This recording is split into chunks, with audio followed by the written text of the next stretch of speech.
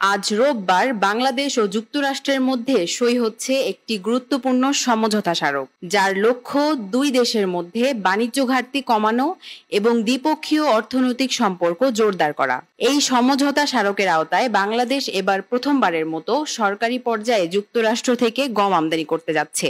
এতদিন গম শুধু সাহায্য হিসেবে এলেও এবার সরকার নিজ উদ্যোগে 2,20,000 টন গম কিনবে। এই গম 2 কনসাইনমেন্টে দেশে পৌঁছাবে। বাণিজ্য উপদেষ্টা শেখ বশির উদ্দিন জানিয়েছেন, এই উদ্যোগের 3টি মূল উদ্দেশ্য রয়েছে: বাংলাদেশ যুক্তরাষ্ট্র বাণিজ্য সম্প্রসারণ, আন্তর্জাতিক জনমত বাংলাদেশের পক্ষে তৈরি করা এবং যুক্তরাষ্ট্রের বাণিজ্য ঘাটতি কিছুটা কমানো। ভবিষ্যতে যুক্তরাষ্ট্র থেকে তুলা, ভোজ্য তেল, এলএনজি ও উড়োজাহাজের যন্ত্রাংশ আমদানির পরিকল্পনাও রয়েছে। তবে অর্থনীতিবিদরা বলছেন, বৈদেশিক মুদ্রার সংকটকালে উচ্চ মূল্যে গম আমদানি ও অতিরিক্ত পণ্যে আগ্রহের আগে প্রয়োজন কৌশলগত বিশ্লেষণ। চুক্তির শর্ত ও মেয়াদ বাংলাদেশের জন্য কতটা দীর্ঘমেয়াদী লাভজনক সেটি খতিয়ে দেখা জরুরি।